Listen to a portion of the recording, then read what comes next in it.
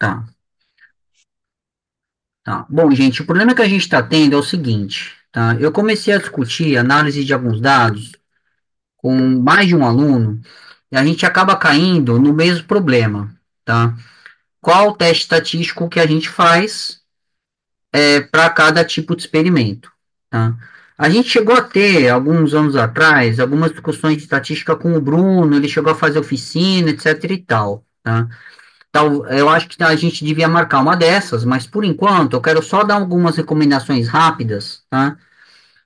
Também ouvi vocês, né? Especialmente a Dani talvez tenha questões para colocar sobre o fluxo de análise dos dados que a gente está seguindo, tá? Em linhas gerais, o que eu tenho falado para os alunos é o seguinte: quanto mais amostras você tiver, melhor, tá? Então, assim, e aí vem aquele dilema entre fazer pool de insetos ou amostras individuais, tá? Então, assim, se for possível fazer amostras individuais, é sempre melhor fazer amostra individual, tá? Qual é o impeditivo de você fazer amostra individual? É quantidade de amostra, dependendo do que você está ensaiando. Se estiver ensaiando, sei lá, hemócitos de flebótomo, primeiro que hemócito de flebótomo nem existe, né? Mas enfim, os quatro hemócitos que tem cada flebótomo, né, você não consegue ensaiar numa amostra só. Então aí você precisa fazer pool. Então, se tiver algum impedimento de quantidade de amostra ou de custo do experimento, né? Aí custo tem vários significados. Pode ser custo de tempo, custo humano e custo financeiro. Então aí a gente acaba optando por pool. Mas sempre que for possível, trabalhar com amostras individuais.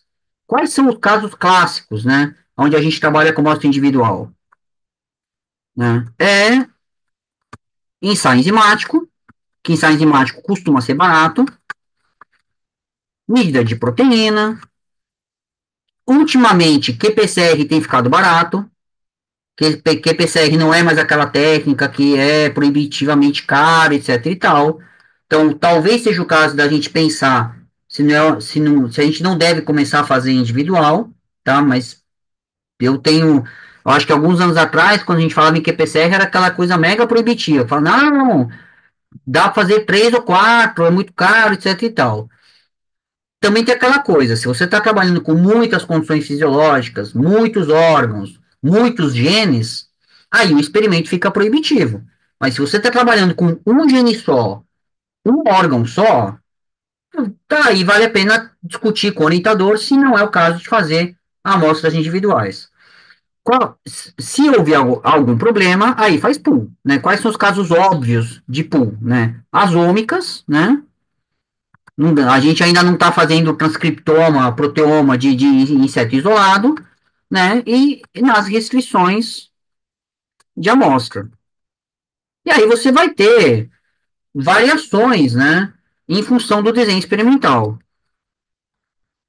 né? Então, por exemplo, e aí só para ficar registrado, né? A gente tem a questão, né? Do número de condições, né? Deixa eu dar um enter aqui para. Não, peraí. Número de condições, genes, órgãos, etc. Tá? Aí, é assim, então é muito importante pensar nisso muito bem antes de montar qualquer experimento, tá? Eu acho que uma frase que eu não me esqueço da Marianne McDowell é que 2 horas numa biblioteca economizam 2 meses na bancada. Tá? A mesma coisa vale, né? 2 horas de montar protocolo de planejamento experimental, você pode antever muitos problemas, tá? Decidiu se vai ser amostra individual ou pool, aí a gente parte para o segundo problema, que é o tipo de análise. E aí a gente tem uma coisa que e aí é engraçado, porque eu acho que assim, eu não sei como isso foi com a Dani, mas por exemplo, quando eu era aluno de pós-graduação e comecei, né, a desenvolver tive a minha formação básica, né, e comecei a desenvolver os meus projetos de pesquisa, não existiam as ferramentas estatísticas que existem hoje. Tá? Para vocês terem ideia, eu cheguei a fazer estatística calculando as coisas com calculadora, no papel, tá? Provavelmente vocês fizeram isso, se bobear, nem na graduação vocês fizeram isso na disciplina de estatística. Então, hoje em dia, você tem um monte de ferramenta estatística e um monte de recurso estatístico que eu não estou familiarizado, não sei se a Dani está ou não, aí é uma questão, talvez a gente até possa discutir, mas hoje em dia tem muito recurso. Então, assim, a gente não tem nem argumento para contrapor, e muito recurso grátis, inclusive, tá? Para contrapor, referir que resolve pegar no pé da gente em termos de análise estatística. Fala, olha, esse teste não está correto, ó, não é assim que se faz, ó, tem um problema aqui conceitual, etc e tal. Então, assim, a gente precisa realmente ter, pisar em solo firme em relação à análise de estatísticas, porque isso não só dá muita dor de cabeça na hora de revisão de um trabalho, como também você pode chegar lá, um, dois, 3 anos depois, com um conjunto de resultados que não serve para responder a pergunta que você quer responder.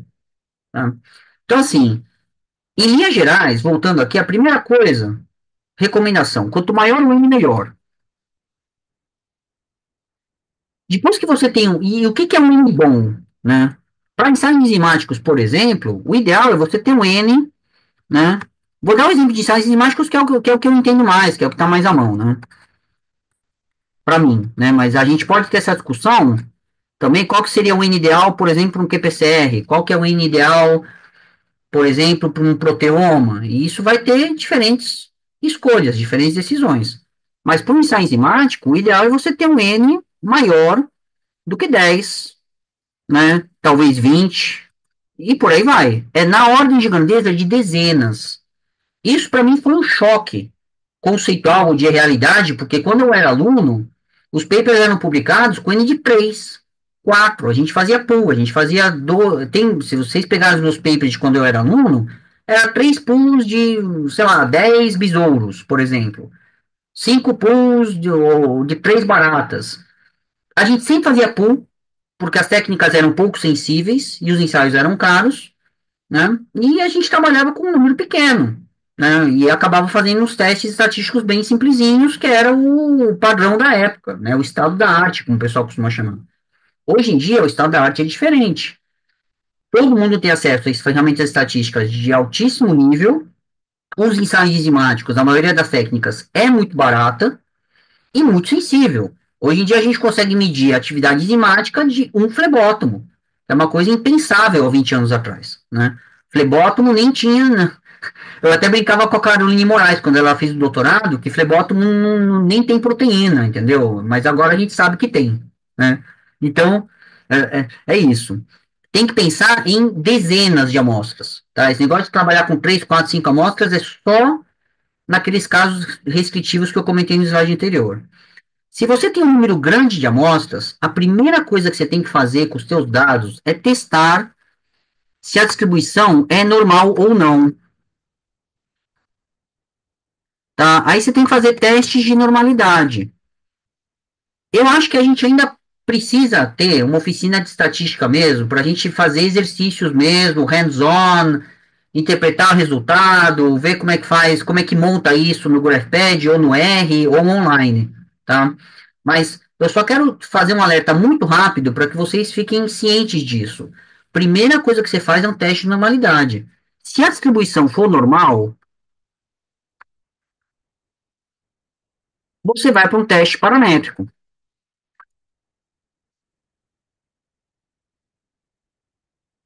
Eles têm esse nome, mas, enfim, por vários motivos, mas em linhas gerais, são testes que assumem que a distribuição dos dados é normal, porque a chance daquelas coisas, da hipótese nula, ser, como é que fala?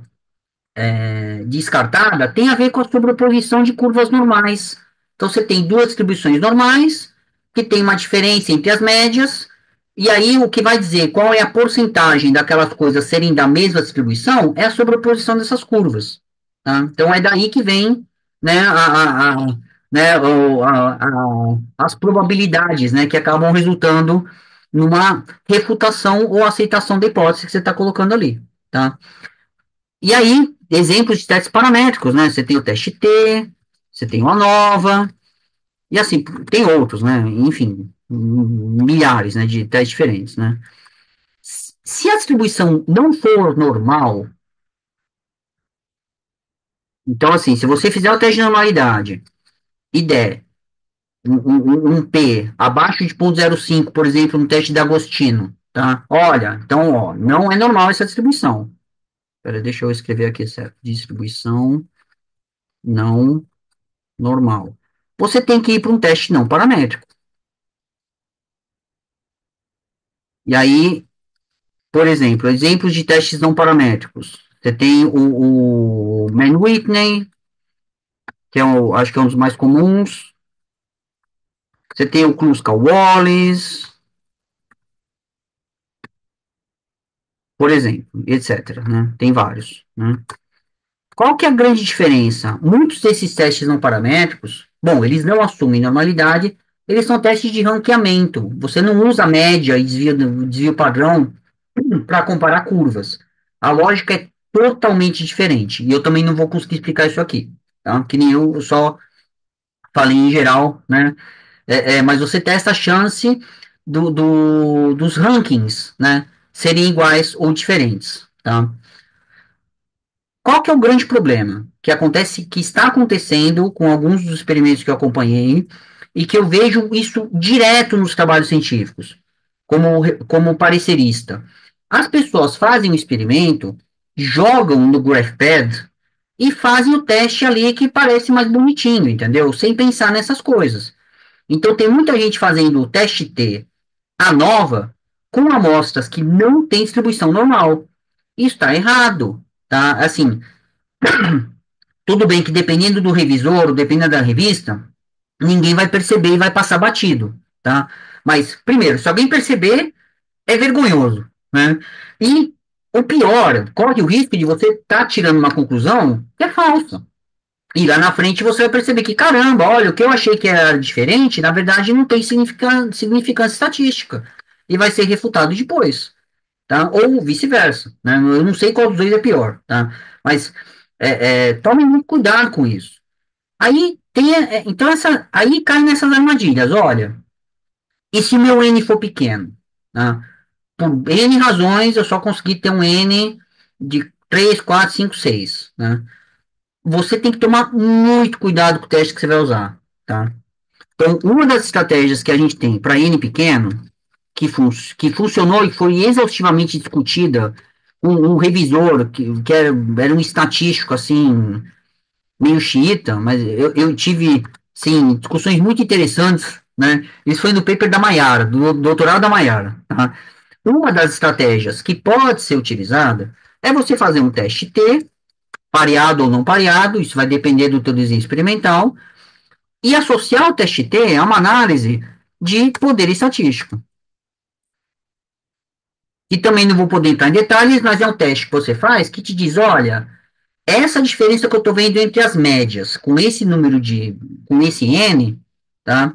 Ela é significativa ou não? É outra estratégia que se usa, tá? Então, assim, se você tiver um teste T com poucas amostras e um poder estatístico alto, muito provavelmente a diferença que você está vendo existe de verdade. Tá? E você consegue colocar isso, né, com propriedade, tá? A questão é, quanto menor for o teu N, menor vai ser o teu poder estatístico. Em outros termos, isso também vale para as análises que não precisam de poder estatístico. Quanto menor o teu N, mais difícil vai ser ver diferenças entre as coisas. Tá? Então, assim, com N pequeno, você só vai ver diferenças de ordem de grandeza, por exemplo. Quando, sei lá, você tem um aumento na atividade enzimática de 10 vezes, de 5 vezes. Coisas que aumentam ou que inibem a atividade enzimática, sei lá, uma vez e meia, duas vezes, ou inibe 50%, por exemplo, vocês não vão ver com N pequeno. Você só vai conseguir ver isso com N grande, tá? Ou outra possibilidade, que não se aplica para ensaios enzimáticos, que a atividade enzimática costuma ter uns desvios horrorosos, muito grandes sempre, a não ser que você tenha uma medida que tenha um desvio muito pequeno. E que costuma ser sempre pouco provável que a gente trabalha com amostras biológicas, insetos que estão com condições fisiológicas variáveis, a gente tem variação também em termos né, como é que fala? Micro, né, condições, né, nas quais a gente obtém essas amostras. Então, assim, a gente costuma ter desvios grandes para tudo que a gente faz, tá? Pela própria questão do nosso sistema de análise, tá? Então, eu- é, esse é o ponto que eu quero chamar a atenção de vocês. Sempre desenhem os experimentos para ter o maior N possível e, antes de fazer qualquer análise estatística, sigam esse racional. Vê se a distribuição é normal ou não e decidir se vai usar um teste paramétrico ou não paramétrico. Outra coisa, outra ressalva é, testes não paramétricos costumam ser sempre menos sensíveis. Tá? Então não caia na tentação de jogar um teste T só porque ele está dando diferença. Tá? Você não pode fazer um teste T de uma distribuição que não é normal. Tá? Não pode fazer aquele negócio de escolher o teste que deu o melhor resultado, né? Que deu o menor P. Né? Às vezes você até pode usar vários testes do mesmo tipo, da mesma classe, para compor lá uma decisão ou ter um cenário. Por exemplo, quando você roda um teste de normalidade, o GraphPad ele te dá quatro ou cinco diferentes. É legal rodar todos e ver que aquela distribuição é consistentemente classificada como normal ou não normal. Tá? E aí, se tiver alguma incoerência ali, aí tem que olhar os detalhes de cada teste. Tá? Mas nunca caiam na tentação de escolher o teste em função do resultado. Tá bom? Bom, esse era o alerta que eu queria dar. Eu vou parar de gravar. Cadê? Pronto.